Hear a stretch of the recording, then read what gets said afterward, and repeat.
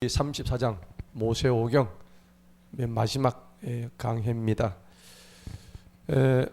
신명기 34장은 모세의 고별 설교죠. 모세가 가나안 땅으로 들어가기 이전에 이쪽에서 죽습니다. 가나안 땅을 밟아보지 못하고 이렇게 오늘 죽는 장면인데, 여러분 이렇게 생각하시면 돼요.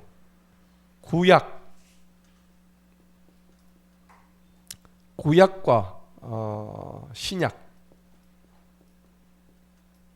우리가 크게 봐서 구약과 신약을 이렇게 나누잖아요. 구약과 신약을 나누는데, 구약에서 이스라엘 민족이죠. 이스라엘 민족을 우리가 이제 특정해서 우리가 얘기를 했다고 그러면은, 민족을 따지자면은, 그런데 신약에 들어오면은 이제 이스라엘 민족만이 아니고 뭐가 돼요? 온 민족이죠.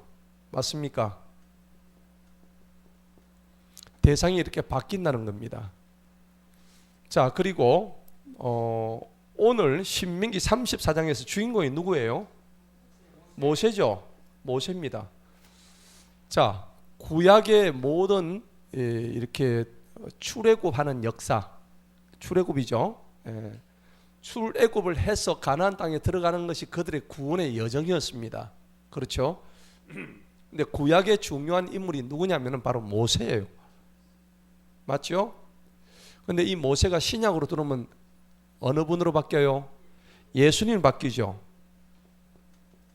예수님으로 바뀌는 거죠. 그 다음 구약에서는 우리가 모세가 시내산에서 하나님께 받았던 법이 무슨 법? 율법이죠. 맞죠? 그래서 이들은 율법을 잘 지켜야 됐습니다. 그런데 신약에 들어오니까는 율법 가지고는 구원을 못 받아요. 맞죠? 율법 잘 지킨다고 구원을 못 받는단 말이에요. 그러면 율법에서 신약으로 들어오면 뭐예요? 복음을 들어야 구원을 받아요. 그럼 이 복음은 구체적으로 뭡니까? 믿는 자에게 주시는 하나님의 구원의 복입니다. 이 복음이란 것은 바로 믿음이죠. 그렇죠? 자, 그래서 여러분들 구약, 이 오래될 구자입니다. 오래될 구자. 구약이란 말이에요. 옛 약속이란 말입니다. Old Testament. 이거는 올드입니다. 올드. 그럼 신약은 뭐예요? 뉴죠. 자, 그래서 이것은 새 신자입니다. 오래된 옛날 약속. 이것은 새로운 약속. 누구 때문에? 예수님 때문에. 그렇단 말이에요. 그래서 우리가 구약과 신약을 우리가 구분할 때, 자, 이들은 율법을 가지고 어디로 들어갔습니까?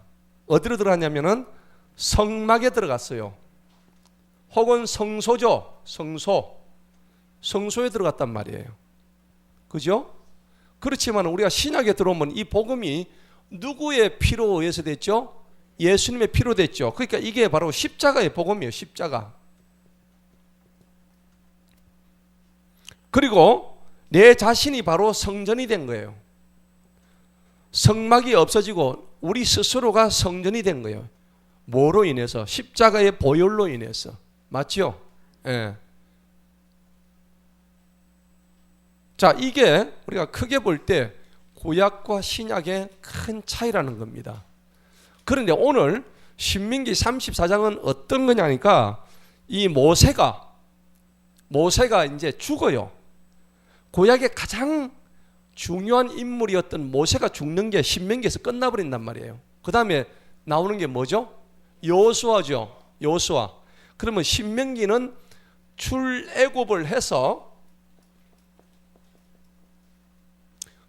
해가지고 어디까지 오냐니까 모압까지 오는 거예요. 모압에서 요단강을 건너서 어디로 들어가요? 가나안으로 들어가는 거예요. 가나안까지 이제 들어가는 여정을 의미하는 거예요. 그래서 여기서 이 많은 백성들을 이끌고 가는 사람이 모세란 말이에요. 모세가 민족의 지도자였으니까.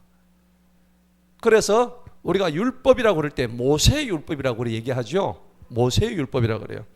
모세가 시내산에서 이스라엘 백성들을 대신해서 율법을 받았기 때문에 그렇단 말이에요. 자, 그런데 오늘 우리가 신명기 34장에서 모세가 드디어 어떻게 하는 거예요? 죽죠. 모세의 죽음입니다. 모세가 죽음을 통해서 이제는 그 바톤이 누구한테 넘어가죠? 여호수아로 넘어가죠. 여호수아.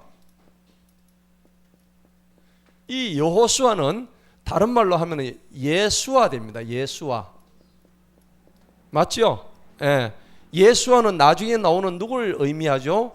예수 그리스도를 의미하는 거예요. 예수 그리스도를 의미한다는 얘기입니다. 자, 그러면은 오늘 신명기까지 모든 모세의 사역은 끝이 나버린다는 얘기입니다. 끝이 난다는 얘기죠. 이제 우리 이걸 잘 알아야 되는 거예요. 그리고 이제 여호수아 시대부터 해가지고 가나안 시대가 열린다, 개막이 된다 하는 것을 이제 우리가 알아야 되는 겁니다.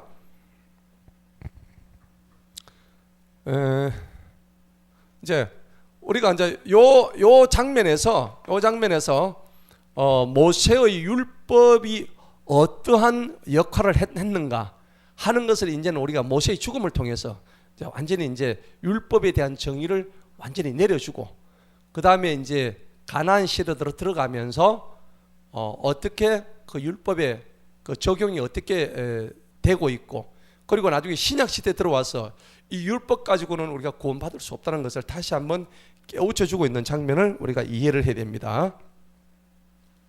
자, 1절을 한번 보시겠습니다. 1절을 보게 되면 모세가 모압 평원에서부터 느보산에 올라 여리고 맞은편 비스가산 꼭대기에 이르렀다. 자, 모세가 가나안 땅에 들어가지 못하고 모압 평원이라는 얘기입니다. 그래서 우리가 이 지도를 보면 이게 지중해가 있고 여기 갈릴리 호수가 있고 이렇게 사해가 있고 요 위에가 요단강이죠. 요 요단강. 여기가 모압이죠. 모압. 맞죠? 모압이고 이 강 흐르는 강을 이쪽 편 해가지고 이 모압 서편이라고 그래요. 그 다음에 이쪽 모압 동편은 단 지파하고 러우벤 지파하고 그렇게 러우벤 반지파 있었죠. 예, 반지파하고 이 사람들이 한 3개 지파가 이쪽을 동편을 차지했고 나머지는 이쪽하고 남쪽하고 이렇게 차지를 했죠. 예. 뭐 단 지파도 여기 있었고요. 예. 그래서 항상 이 요단강을 기점으로 해가지고 요단강을 건너서 가나안으로 들어가는 것을 의미해요. 요거는 이제 갈릴리 호수고 요거는 사해고 그렇습니다.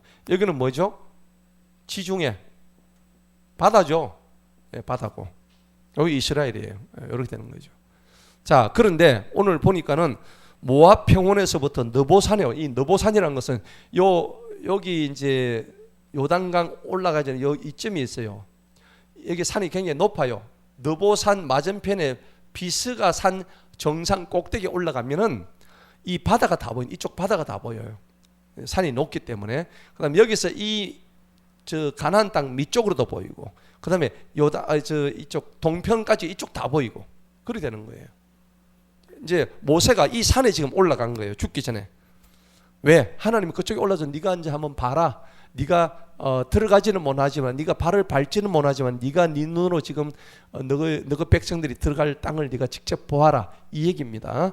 자, 한번 봅시다. 모세가 모압 평원에서 느보산에 올라 여리고 맞은편 비스가산 꼭대기 이르리니 주님께서 그에게 길르앗의 온 땅을 단까지 보여. 길르앗 땅이란 것은 이쪽 모압의 동편을 얘기합니다. 이쪽이 전부 다 길르앗 땅입니다. 이쪽 서편은 가나안이고 이 강을 중심으로 오른쪽은 길르앗 땅입니다. 그러니까 단이란 땅은 길르앗에서도 굉장히 먼 지역에 있었다는 것을 알 수가 있습니다. 자, 그리고 2절에 보니까 온 납달리, 에브라임과 므낫세의 땅과 유다의 온 땅과 바다 끝까지 보여. 그리고 이제 이쪽 서편은 뭐예요? 납달리. 예. 납달리, 그 다음에 유다 지파, 또 누가죠? 에브라임, 그다음 므낫세 지파. 이 땅이 이쪽 서편 쪽에 있는 거예요. 그리고 이쪽은 전부 다 바다예요. 바다 끝까지 다 보여주시고. 그 다음에 남쪽으로는 뭐가 있었죠? 종려나무 성읍인 여리고. 예, 종려나무. 자, 여리고는 이 남쪽 방향으로 이쪽에 있었죠. 여리고. 그러니까 나중에 여리고를 함락하러 들어갑니다. 예, 여리고성을. 이 가나안 땅을 점령하기 위해서는 여리고를 먼저 함락을 해야 됐죠. 그래서 이 여리고 땅으로는 이 남쪽 방향으로 있었어요. 여기는 종려나무가 굉장히 있었답니다. 여러분 감람나무 알죠? 올리브 같은 그런 거. 예, 그런 나무. 그 다음에 골짜기의 평원을 소알은 저 밑에 있는 곳이에요. 자, 그래서 이제 보여주시고는 하시는 말씀이 4절에 보세요. 주님께서 그에게 말씀하시기를 이것은 내가 아브라함과 이삭과 야곱에게 내가 네 씨에게 주리라 맹세한 그 땅이라. 이것은 누가 한 약속이에요? 하나님이 아브라함과 이삭과 야곱에게 내가 너희 씨를 하늘의 무별처럼 많게 해줄 거고 저 바다의 모래처럼 많게 해줄 것이라고 약속하신 그 언약을 얘기하는 겁니다. 그래서 그 언약을 어디서 그럼 이루느냐면 이 바로 가나안 땅에서 이루어질 것이다 하는 겁니다. 내가 그 땅을 네 눈으로 보게 하였으나 너는 그곳으로 건너가지는 못한다. 여러분 이 굉장히 중요한 얘기입니다. 그러므로 주님의 말씀대로 주님의 종 모세가 어디서 죽어요? 모압에서 죽는 거예요. 모압. 이 가나안 땅, 이 요단강을 건너지 못하고 이 모압에서 지금 죽는 장면이에요. 그래서 우리가 가나안 땅에 들어가지 못한 백성들이 1세대들이 다 구원받지 못해 다 죽었죠. 그리고 2세대들이 이제 들어간다 아닙니까? 그죠? 들어가는데 이것 때문에 마귀들이 모세도 구원 못 받았다. 뭐 이런 얘기 많이 하죠. 그 유다서 보면 이런 부분들이 나와요. 유다서 1장 9절에 보면 그런 부분들이 마귀들이 참수하는 장면들이 나와요. 이따가 한번 봅시다. 자, 그래서 주님의 종 모세가 모압 땅에서 죽었는데 너는 그 땅에 못 들어간다 하는 겁니다.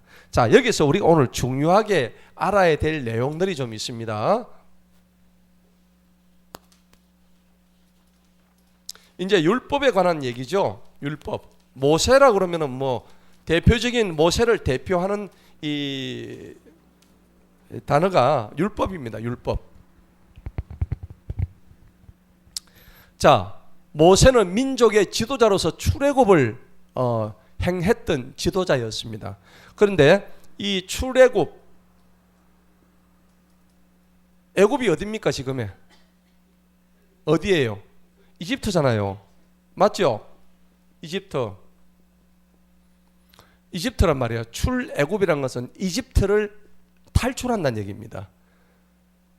요셉이 이 애굽의 총리가 되었죠.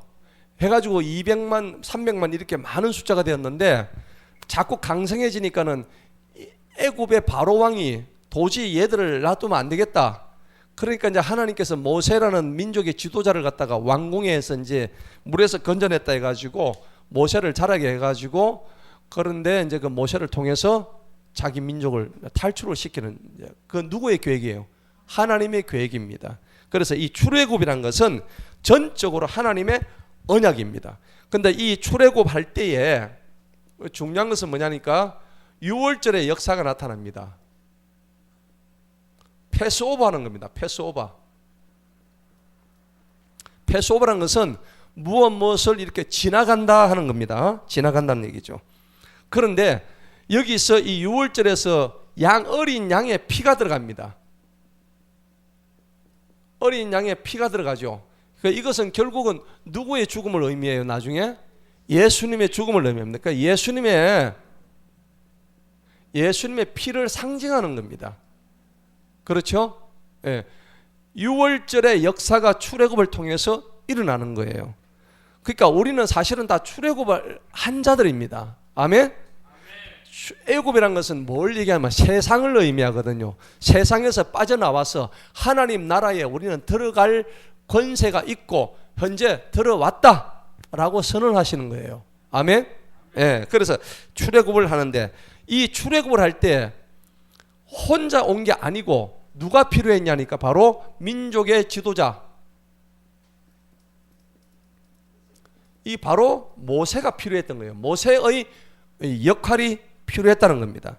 자, 이 모세의 역할은 뭐냐니까 모세의 역할이 몇 가지가 있는데, 첫째는 시내산에서 율법을 받았다는 겁니다. 시내산에서 율법, 또 십계명을 받았다는 얘기죠.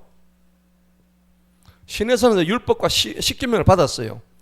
그리고 이 모세는 성막을 지어서 성소에서 뭡니까? 하나님을 예배했죠. 맞습니까? 예배를 한 거예요. 성막에서. 자, 그런데 이 성막은 아까 제가 말씀드렸다시피 나중에 이것이 우리가 신약에 들어가면 바로 복음입니다. 복음. 복음이죠. 자, 출애굽을 해가지고 이 민족들이 어디로 들어갔습니까? 광야로 들어갔죠. 광야에서 몇 년요? 40년을 거기서 이제 왔다 갔다 이제 헤매게 된 거예요. 광야에서 40년을 있으면서 그 사람들이 구원의 역사가 일어났습니까? 안 그러면 불평했습니까? 불평 심하게 했습니다. 그리고 이 광야 40년 동안에 이 구원의 역사가 일어나지를 않았다는 겁니다. 그렇죠? 계속적으로 불평하고, 그래서 억수로 많이 죽었죠. 예, 뭐 말할 수 없는 사람들이 거기서 죽었단 말이에요. 그래서 결과적으로는 가나안 땅에 들어갈 자격을 얻지 못한 거예요. 가나안 입성 자격을 얻지를 못했어요. 자격이 없는 거예요. 그래서 수많은 사람들이 가나안에 들어가지는 못했습니다. 그런데 하나님께서 만약에 이런 식으로 뭉뚱그려 가지고 이 사람들을 다 취급을 했다고 한다면 한 사람도 가나안에 못 들어갔어. 그런데 어떻게 돼요? 앞에 불평불만 사람 다 죽였지만 이 세대는 들어갔죠. 자, 그러면 이것은 무엇을 이루기 위한 거였어요? 아까 하나님의 아브라함과 이삭과 야곱을 통한 하나님께서 민족의 수를 늘려주겠다고 하신 언약이죠. 그러니까 이거는 뭐냐니까 광야 40년 동안 이것은 이 많은 사람들을 갖다가 믿음의 테스트를 한 거예요. 이것을 통해서 결국은 하나님의 언약을 이루신 거예요. 하나님의 언약을 달성하신 거죠. 하나님의 언약을 달성했다고 보는 거예요. 자격 없는 이스라엘을 가나안 땅으로 인도해 주신 거예요. 그런데 왜 수많은 그 이스라엘 백성들이 믿음이 그러니까 못 이루지를 못했는가 하는 거죠. 그래서 왜 그들은 구원을 얻지를 못했는가? 결국은요, 이것은 믿음의 문제라는 얘기입니다. 믿음이 없었다는 겁니다. 믿음의 문제예요. 자, 이 문제를 우리는 어떻게 봐야 되냐? 신명기 29장 4절에 보면 하나님께서 깨닫는 마음, 그 다음에 보는 눈, 듣는 귀, 이것을 안 주셨다고 그래요. 왜 그럴까요? 마음들이 워낙 강팍하고 완악했기 때문에 그렇다는 거죠. 그러니까 우리가 깨닫는 마음도 누가 주신다고? 하나님이 주시는 거예요. 그러니까 우리가 이게 믿음이란 것은 내가 가지려고 해서 가지는 게 아니라는 겁니다. 에베소서 2장 8절에 보니까는 믿음은 누구의 선물? 하나님의 선물이고 정확하게 나와 있습니다. 믿음도 내게 아니에요. 맞죠?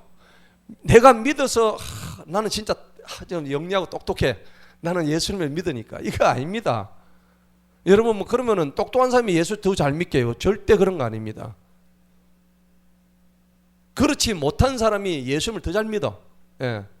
상대적으로 사회적으로 볼 때 뭐 아주 뭐 잘 돼 있고 부자고 똑똑하고 그런 사람보다도 훨씬 못한 사람들이 하나님에 대한 절대적인 믿음을 가지고 있단 말이에요. 그러니까 그거하고는 아무 상관이 없어. 그러니까 믿음이란 것은 누구의 선물? 하나님의 선물이라는 겁니다. 하나님의 선물. 그러니까 믿음이 이르지 못한 이유가 뭐냐니까 듣기는 들어도 깨닫지 못하고 보기는 보아도 보지 못하고 그러한 사람들에 대해서 하나님이 무엇을 안 주시냐면 마음의 할례라 그래요. 할례. 마음의 할례를 받아야만 되는데 이 마음의 할례가 없다 보니까 믿음이 들어가질 않는 거예요. 왜 마음의 할례가 없을까요? 그냥 육신의 정욕대로 사니까 그냥 이전에 내가 가지고 있던 그 생각대로 가는 거예요. 자, 이사야 29장 10절에 보면요 이런 말씀이 있어요. 하나님께서 하나님의 말을 듣지 않는 그들에게 깊이 잠들게 하는 영을 주셨다고 그래요. 깊이 잠들게 하셨다고. 여러분들 신앙생활을 한번 돌이켜 보세요. 여러분들이 깊이 영적으로 잠들어 있던 시기가 없었나요? 있었죠? 다 있었단 말이에요. 저도 있었어요. 지금 생각해보면 내가 왜 그렇게 영적으로 깨닫지를 못했던가 하는 그 시기가 있었다니까. 이사야 29장 10절 한번 찾아보세요.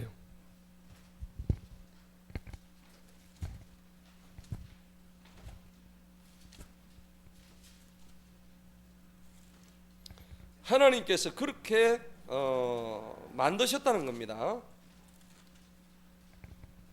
이사야 29장 10절 다 같이 한번 읽어봅니다. 시작. 이는 주님께서 깊이 잠들게 하는 영을 너희에게 부어주시어 너희 눈을 감기게 하셨음이니 그분께서 선지자들과 너희 치리자들과 선견자들을 덮으셨느니라. 아멘. 우리가 한때 이랬다고요. 맞죠? 지나간 날 우리가 돌이켜보면 우리도 이랬던 사람들이에요. 그러니까 로마서 1장 28절에 보면 그 말씀 나오잖아요. 하나님께서 사람들에게 버림받은 상실한 마음을 그대로 두사 하는 구절이 나오죠. 그냥 버림받은 상태로 그냥 그대로 둬버리시는 거예요. 왜?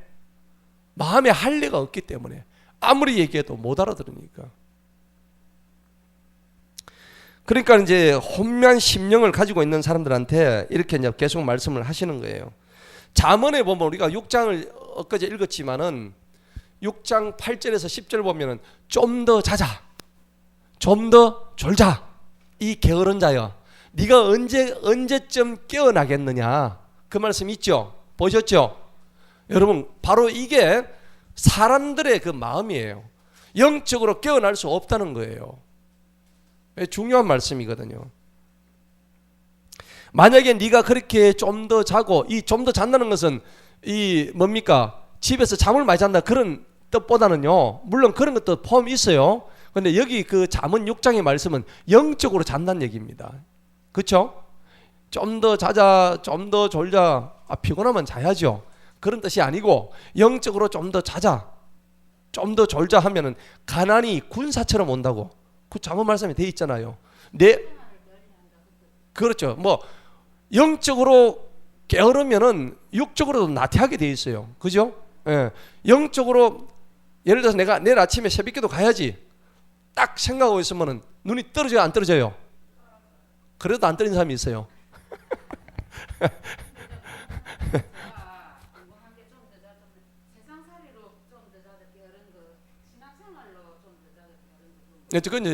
그거는 이제 영적으로 지금 얘기하는 거예요.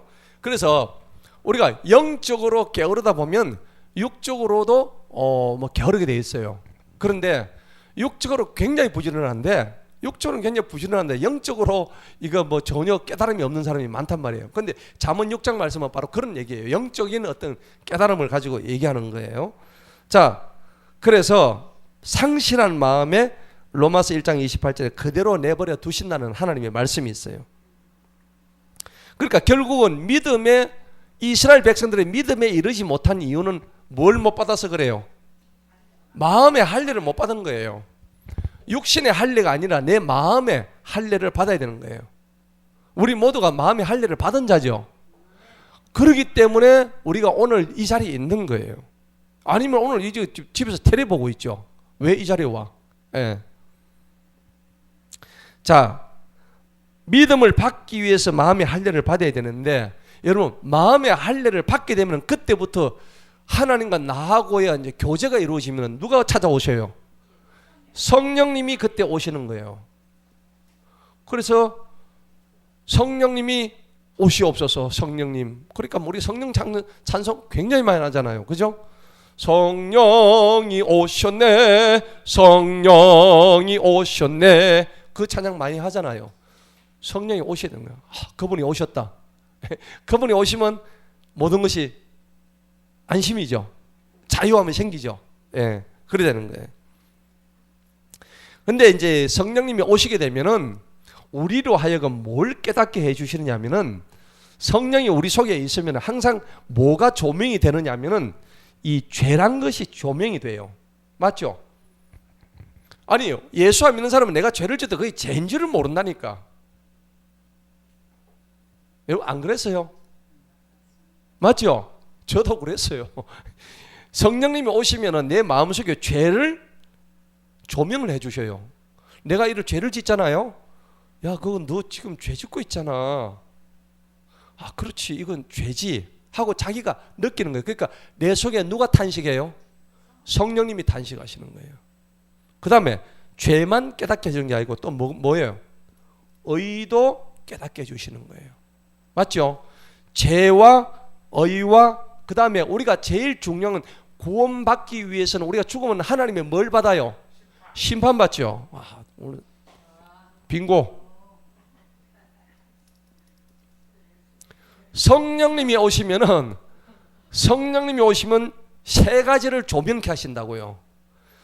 그러니까 항상 떨리는 거야. 두렵고 떨림으로 구원을 이루려고 했는데 두렵고 떨리는 거야. 죄. 그 다음에 내가 지금 죄를 짓고 있으면 이 죄가 무섭지. 근데 양심에 화인을 맞으면은, 양심 화인 맞으면 이게 죄가 뭔지를 몰라요. 교회 나오는 사람들 중에서도 이 죄가 뭔지에 대해서 전혀 감각이 무감각해진 사람이 많다니까. 그러면 이런 사람은 의가 뭔지도 몰라요. 무엇을 해야 하나님의 의를 실현한다, 실천한다를 모르는 거예요. 그러면 결과적으로는 최종적으로는 뭘 몰라요? 심판이 뭔지를 모르는 거예요. 최종적으로 심판받는데 이 심판을 갖다가 자각하지 못하고 살아가는 존재가 된다는 겁니다. 자, 그래서 모세는 그 율법을 사실은 대표하는 인물이었거든요. 맞죠? 우리가 모세라고 했을 때 모세 이꼴 율법이다 그렇게 생각하잖아요. 그죠? 자, 그러니까 오늘 5절 보세요. 5절에 보니까 그러므로 주님의 말씀대로 주님의 종 모세가 모압 땅에서 죽었더라. 그런데 6절 보세요. 주님께서 그를 벳볼 맞은편 모압의 땅에 있는 한 골짜기에 장사하셨으니 오늘까지 그의 묘실을 아는 자가 없더라. 그 시체를, 모세의 시체를 아무도 모르는데 그냥 갖다 놓았다는 얘기입니다. 그러니까 묘가 없다는 얘기입니다. 묘실이. 여러분 이 대목이 좀 이상하지 않습니까?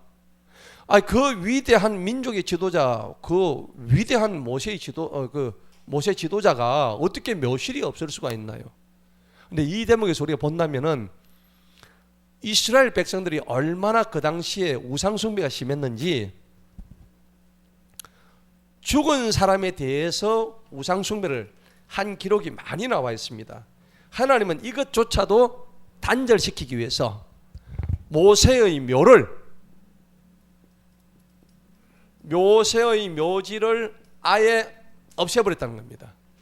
이거 놔두면은 이스라엘 백성들 와가지고 맨날 그 가가지고 꽃다발 갖다 놓고 그거 가지고 사봐 이렇게 안 했겠느냐는 겁니다. 하나님이 이것조차도 미연에 막으셨다는 얘기입니다.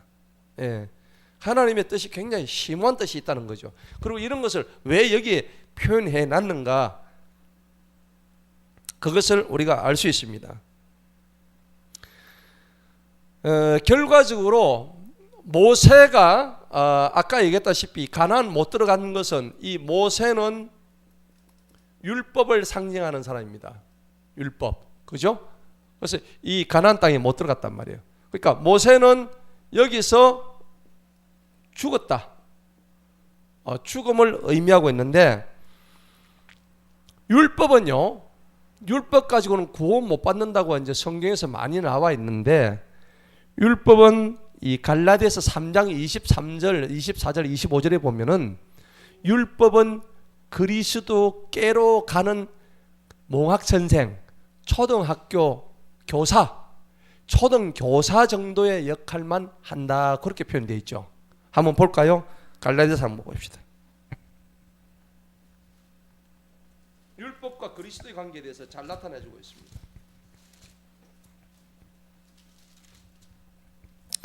갈라디아서 3장 23절,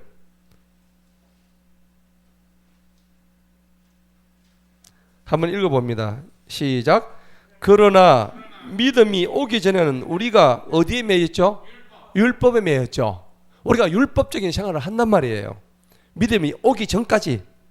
근데 나중에 믿음이 계시될 때까지 우리는 율법에 갇혀 있었죠. 그 율법을 상징하는 사람이 바로 모세란 말이에요. 그런데 24절 봅시다. 이러므로 율법은 우리를 어디로 인도해요? 그리스도한테 인도하는 훈육 선생이었다. 이 훈육 선생이 누구예요? 모세란 말이에요. 누구한테? 그리스도한테. 그리스도께로 인도하는 훈육 선생, 초등교사, 이렇게 표현이 된단 말이에요. 그러면 율법은 필요해요, 아니에요? 필요합니다. 예. 자, 이것은 우리로 하여금 믿음으로 의롭게 하기 위함이라고. 율법이 필요하다는 얘기입니다. 그러나 믿음이 온 이후로는 누구의 믿음이죠? 예수님의 믿음이, 내 믿음이 아니라고 했죠. 예수님의 믿음이 온 이후로는 우리는 더 이상 훈육 선생, 누구예요? 모세의 율법, 모세 이꼴 율법이죠. 모세 아래에 있지 않다는 겁니다. 그래서 모세가 어디에서 죽었어요? 모압에서 죽은 거예요. 가나안 못 들어가고. 그런 상징적인 의미가 있다니까요. 하나님께서 굳이 모세가 왜 가나안 들어가면 되지, 그거 모세가 이때까지 수고한 모세를 왜 하필이면 그 요단강을 못 건너가지고 그 죽을 때도 어떻게 죽었냐면은 비리비리해서 죽은 거 결코 아닙니다. 여러분 보세요. 한번 보세요. 거기 7절 보세요. 본문 7절. 다 같이 읽어봅니다. 시작. 모세가 죽을 때에 120세였으나 그의 눈이 흐리지 아니하였고 그의 기력도 쇠하지 아니하였. 여러분 평균 수명이 이때 80세였어요. 강건하면 80이었어요. 70에서 80이었다고요. 그런데 모세는 지금 40년을 더 살은 거야. 40년을 더 살았는데 눈이 안 흐렸대요. 저는 지금도 눈이 흐린데 돋보이는데 그 다음에 기력도 쇠하지 않았대. 와, 대단하죠. 저는 한 번씩 운전할 때 보면 아찔할 때가 있어요. 예. 어제도 제가 제주에서 차를 가지고 나오는데 저기 고흥에서 녹동에서 이제 배를 거기서 차를 몰고 밤 12시에 도착했어요. 어제. 예. 오는데 저녁에 보니까 뭐 아찔아찔한 거야. 아, 이거 내가 나이 먹었구나. 근데 모세는 그렇지 않다는 얘기예요. 전혀 안 그렇다. 오늘 나오죠. 여러분 생각해 보세요. 이게 구원받은 하나님의 백성입니다. 그 백성의 특징이에요. 진짜로 여러분들이 영적으로 강건하고요, 영적으로 깨어있는 사람 보면 죽을 때도 비리비리 안 죽습니다. 아, 진짜예요. 이거는 제가 봤어요. 저도 그렇게 안 죽을 거예요. 예를 들어서 뭐 벽에 막 똥칠하고 이렇게 안 죽는다고. 예를 들면 오늘 분명히 모세가 죽듯이 그렇게 죽는 복을 받으시길 바랍니다. 예, 이 복을 받아야 되는 거예요. 영적으로 모세가 굉장히 강건했다는 얘기입니다. 그러니까 제가 아는 그 선교사님, 자기 어머니가 96세에 돌아가셨는데 대단한 거예요. 이 선교사님이 자기 어머니가 자기를 위해서 이렇게 기도해 주셨는데 너무너무 막 이렇게 이제 영적으로 강건했대요. 근데 보통 96세쯤 되면요, 그냥 이렇게 기력도 쇠하고 막 치매 증상도 있고 아니면은 뭐 오줌 똥도 못 가리고 예를 들면 그렇잖아요. 그런데 이 자기 모친은 아주 영역이 대단해 가지고 그 자녀를 위해서 그 병상에 있으면서도 막 기도를 해주시고, 그 다음에 정신이 너무 또렷한 거예요. 예. 그러면서 나 간다 하면서 지금 오셨다, 그분이 오셨다, 그분이 오셨다 해가면서 이렇게 자녀들을 위해서 축복 일일이 다 기도해주고 그렇게 가셨단 말이에요. 오늘 모세와 같이 기록이 아주 정정한 거예요. 비록 육신은 조금 힘들겠지만은 모세와 같은 축복이 이게 대단한 축복이에요. 예. 그러니까 우리가 이런 축복을 받으시기를 축원합니다. 자, 그러니까 오늘 율법이란 것은 오늘 그리스도와의 관계를 이제 설명하는데 율법도 사실은 중요합니다. 그래서 로마서 10장에 보면 율법도 어렵고 선하다 이렇게 표현이 되어 있습니다. 자, 그런 율법이 그런데 모세의 죽음을 통해서 오늘 우리가 신명기 34장을 통해서 우리가 알아야 될 겁니다. 모세가 죽는다는 것은 율법의 행위로는 구원 못 받는다. 그것이 신약에 들어오면서 절대적으로 우리한테 가장 큰 선물로 작용했다는 것을 아셔야 됩니다. 여러분 율법 지키다 죽으실래요? 예수 믿고 죽으실래요? 예수 믿고 죽는 게 안 편해요? 저는 훨씬 편할 것 같아요. 그럼 여러분들 모세 시대에 살았던 율법을 몇 가지 지켜야 돼요? 613가지 율법을 하나도 안 어기고 해야 돼. 예. 그러니까 여러분들 생각해 보세요. 613가지의 율법을 완전히 지키고 죽을 것인가? 아니면은 우리가 예수님을 믿는 이 복음, 믿음의 법, 믿음을 지키고 우리가 살 것인가? 이거를 여러분들 결정하셔야 돼요. 예. 자, 그러니까 613가지 율법 잘 지킬 수 있나요? 못 지키죠? 못 지켜요. 저도 못 지켜요. 힘들어요. 그래서 율법으로는 구원 못 받아. 이 믿음으로 구원받아. 그런데 이 복음의 믿음을 잘 지키면 율법을 다 나중에 어떻게 해요?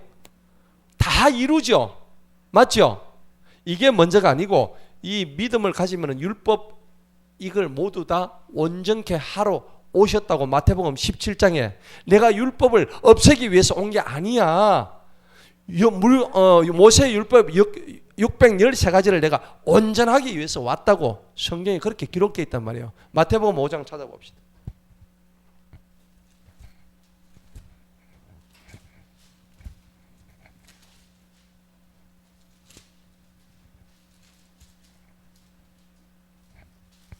마태복음 5장 17절 18절 다 같이 한번 읽어봅니다. 시작. 내가 율법이나 선지자들을 폐하려고 온 줄로 생각하지 말라. 누가 말씀하시는 거예요? 예수님이 하시는 거예요. 폐하려고 온 것이 아니요 오히려 성취하러 왔느니라. 진실로 내가 너희에게 말하노니 하늘과 땅이 없어지기 전에 율법의 1.1획이라도 결코 없어지지 않고 모두 다 성취된다. 613가지 이게 전부 다 없어지는 게 이 전부 다 이루어지는 거예요. 그런데 이루는 것이 이것을 지켜서 이루는 게 아니고 예수 그리스도의 복음을 믿음으로써 이것을 온전케 한다, 이룬다 이 말씀이에요. 할렐루야. 오해하시면 안 돼요. 그 율법은 소용없네. 그게 아니에요. 율법에 여러분들 위해서 살인하지 말았는데 그걸 안 지키면 돼요? 살인하면 안 된다고 했잖아요. 살인하면 안 돼요. 그런데 예수님 복음에서는 누가 살인을 했어. 살인을 해도 이 사람이 회개하고 예수님을 진정으로 믿으면 어떻게 돼요? 구원받죠. 예. 근데 구약에서는 살인하면 어떻게 해요? 그 사람 그대로 살인해버리죠. 구약에서 율법에서는 누구 오른뺨을 팍 쳤어. 지다가다. 그러면 어떻게 돼요? 구약에서는 어떻게 돼요? 똑같이 오른발을 막 귀사대로 올리는 거야. 그런데 예수님 복음시대에 들어오니까는 오른뺨을 맞으면 어떻게? 왼뺨을 대주라는 거야. 분명히 지금 구약하고 신약하고 차이 나요 안 나요? 나지요. 이걸 잘 알아야 돼. 그럼 여러분들은 지금 어느 쪽을 더 믿고 싶어? 이쪽하고 이쪽하고. 신약이요 구약이요? 구약이요. 신약을 믿어야지. 신약을 믿으면 구약도 다 성취되고 이루어진다는 겁니다. 이게 문제가 돼서는 안 된다는 겁니다. 그죠? 만약에 이거 없이 이거만 한다면 우리가 얼마나 힘든 삶을 살겠어요. 뺨 맞으면 같이 뺨 두드려주고 뭐. 예. 구약의 법이란 게 이렇단 말이에요. 그런데 결국은 이거 전체가 뭐냐니까 사랑이에요. 사랑. 할렐루야. 그게 요한일서에는 나오죠. 요한 3서에 하나님은 사랑이시다. 예, 나오죠. 예, 하나님은 사랑이신 거예요. 결국은 뺨 대주라는 이 얘기도 결국은 사랑하기 때문에 참으란 겁니다. 참으면 너한테 상급이 있다는 겁니다. 온단 얘기죠. 그것을 아셔야 돼요. 자, 봅시다. 8절 보십시다. 이스라엘 자손이 모세를 위해 모압의 평원에서 며칠 동안 30일입니다. 30일 동안 애곡했어요. 와, 많이 했죠. 근데 보통 이스라엘에서는 유대인들은 일반인들이 죽으면 7일간 애곡합니다. 7일간. 창세기 50장 그 10절에 보면 나와요. 보통 7일간 7일장을 지내는데 모세가 죽었을 때는 30일장을 지냈어요. 민족의 지도자이기 때문에. 근데 제일 오래 애곡한 사람이 누굽니까? 야곱. 야곱은 며칠 했어요? 아니 70일. 창세기 50장 5절에 나와요. 70일 동안을 애곡했다 나와요. 예. 그러니까는 야곱이가 이제 아무래도 12지파 제일 어른이잖아요. 어른이기 때문에 이제 그래 된 것 같아요. 근데 오늘 모세는 30일 동안 그렇게 했다 나오죠. 드디어 이제 모세가 끝나버렸어. 끝나고 이제 9절로 넘어가는 거예요. 그때 눈의 아들 여호수아가 지혜의 영으로 충만했으니, 여러분 하나님이 예수님을 이 땅에 보내실 때 지혜의 영으로 충만하게 하셨죠. 지혜와 계시의 영으로 예수님을 충만하게 했다고 마태복음에 보면 나옵니다. 그 어린이 예수, 아기 예수에게 지혜의 영을 부으셨다고 했죠. 오늘 여기에 여호수아에게 뭘요? 지혜. 바로 이것은 예수님을 상징하는 겁니다. 예. 지혜의 영으로 충만하였으니 이는 모세가 그에게 안수하였기 때문에. 이 모세는 아까 무엇을 상징해요? 율법을 상징하죠. 하나님의 율법을 가지고 그에게 안수를 한 거예요. 예. 율법을 가지고 예수님, 그러니까 여호수아한테 안수했다는 것은 하나님의 율법은 어김없다는 겁니다. 그대로 정통적으로 지켜. 1.1핵이라도 율법은 땅에 떨어진 게 없댔죠. 예. 그 율법은 무시하면 안 돼요. 예. 주님께서 그에게 명령하신 대로 이스라엘 자손이 그에게 귀를 기울여 듣고 행하였더라. 그 후에 이스라엘에서는 주님께서 얼굴을 마주 대하여 아시던 모세와 같은 선지자가 일어나지 않았다. 모세와 같은 위대한 민족의 조상은 더 이상 없었다 하는 겁니다. 주님께서 그를 이집트 땅 파라오와 그의 모든 종들과 그의 온 땅에 보내시어 모든 표적들과 이집트를 행하게 하셨고, 또 온 이스라엘의 목전에서 모든 강력하신 손으로 그리고 모든 큰 두려움으로 보이게 하셨더라. 아멘. 여러분, 굉장히 이게 이제 중요한 얘기인데, 오늘 결국 모세는요 오실 메시아의 모형입니다. 그렇죠? 모세를 통해서 바톤을 누가 받았어요? 여호수아가 받았죠. 결국 모세는 우리에게 다가오실 메시아, 구원의 역사를 썩하시는 메시아의 모형이었습니다. 그래서 이 모세의 근데 이제 아까 제가 처음에 말씀드렸던 모세의 그 무덤이 없는 거 가지고 막 태클 거는 사람이 있었죠. 근데 뒤에 그게 유다서에서 나와요. 유다서 한번 봅시다. 유다서 1장. 유다서는 1장밖에 없죠.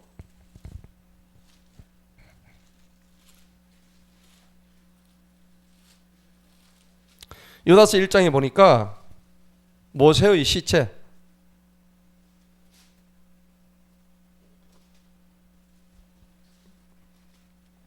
모세의 몸이 나옵니다. 모세의 몸.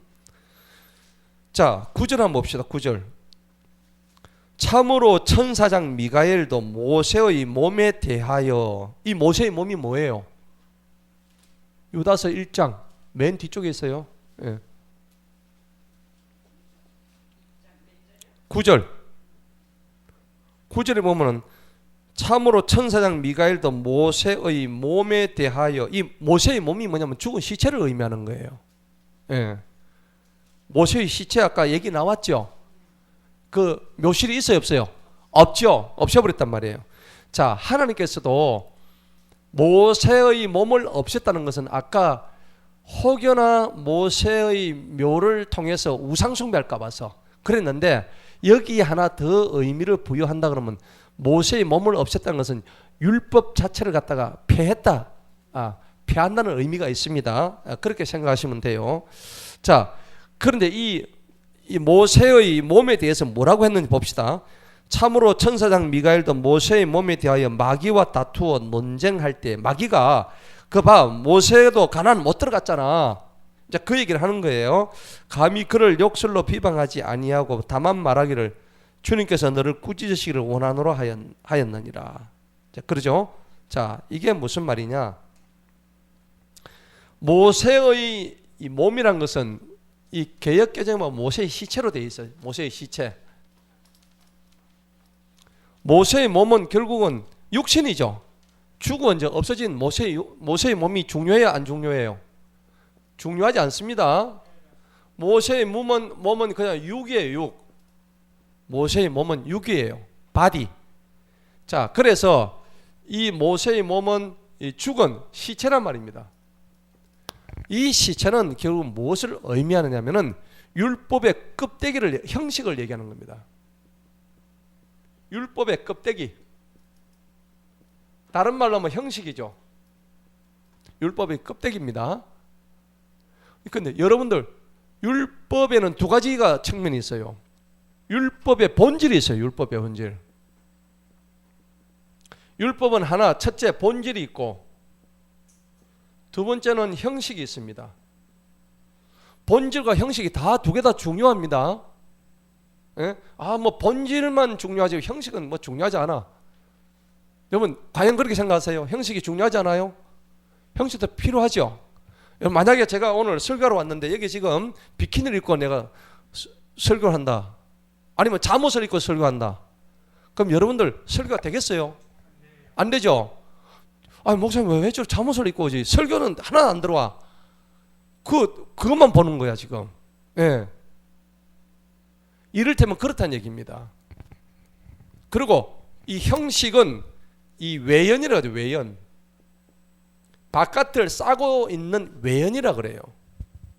그렇기 때문에 본질은 뭐죠? 그러면 내용을 의미하는 거다. 내용. 그렇죠? 율법의 본질은 바로 내용을 의미하는 거예요.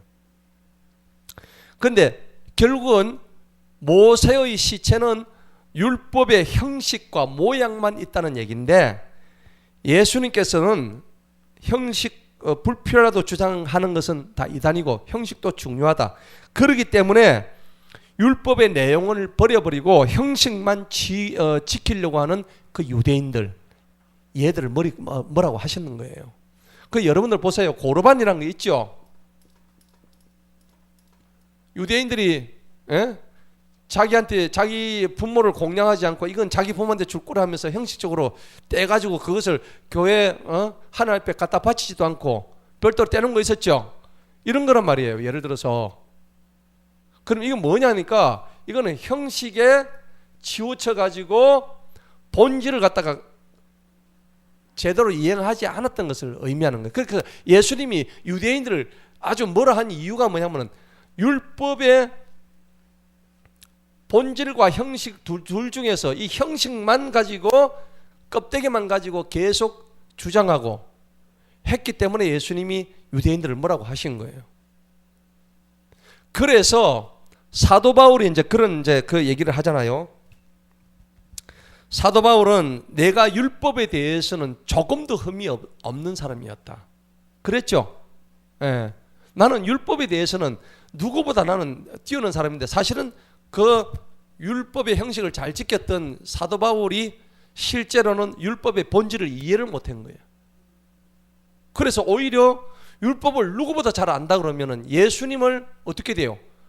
칭송하고 찬양해야 될 사람이 예수 믿는 사람을 잡아 죽이려고 눈을 크게 뜨고 이쪽 저쪽으로 막 쫓아다니면서 스데반을 돌로 쳐 죽이고, 그래 가다가 다메섹 도상에서 예수님을 만나죠. 그러니까 이 사도 바울은 율법의 형식에만 치우친 거예요. 오늘 그게 모세의 시체란 말은 바로 그러한 의미가 있습니다. 그러니까 율법이 나중에 완전케 된다는 것은 내용도 이루어지고 율법의 형식도 나중에 다 완전케 된다 하는 것을 기억하시기 바랍니다. 자, 오늘 신명기 34장을 우리가 다 보셨는데 모세의 죽음이 주는 의미가 굉장히 크죠. 예, 그냥 모세 죽었다 하는 그런 의미보다는 이 모세의 죽음을 통해서 우리는 율법의 시대가 여기서 이제 끝나고 이제 새롭게 예수님의 이제 믿음을 통해서 이제는 완성돼 가구나 하는 것을 우리가 깨달아야 됩니다. 그리고 이제 이 모세의 죽음 이후로 이제 여호수아가 나타나서 민족의 지도자가 되면서 출애굽 시대에서 가나안 시대로 들어가는 이제 그러한 서막을 이제 열어주는 거죠. 그래서 여러분 뭐가 잘 되려고 그러면 한 사람이 죽어야 돼요. 죽어야 많은 열매를 맺는 데 있죠. 그러니까 여러분들 내가 죽어야 우리 자식들이 잘 되는 거예요. 맞죠? 내가 언제까지 살아서는 안 돼. 죽는 것이 사는 길입니다. 할렐루야. 그래서 우리가 살 때는 누구처럼 살아야 돼요? 오늘 나오잖아. 다 모세처럼 살아야 돼요. 그러니까 120세까지 모세처럼 사시기를 축복합니다. 할렐루야. 눈도 흐리지 않고. 저는 이 기도해요. 항상 주님, 제가 모세처럼 120세까지 기록도 세하지 않고 제가 그 기도한다고. 이 기도 꼭 하셔요. 그래가지고 복받는 저와 여러분 되시기를 축원합니다. 오늘 이 신명기 34장 통해서 이제 그동안에 우리가 강의했던 거 돌이켜 보니까 참 감사하죠. 감사하고 이제 우리 다음 주에는 제가 좀 생각 중에 있는데 저는 앞으로 창세기로 다시 한번 또 돌아가서 해야 될 게 너무 많아가지고 그렇게 한번 생각해 보고 있습니다. 하나님 감동 주시는 대로 할게요. 이 강의 설교하니까 많은 도움은 됐죠. 도움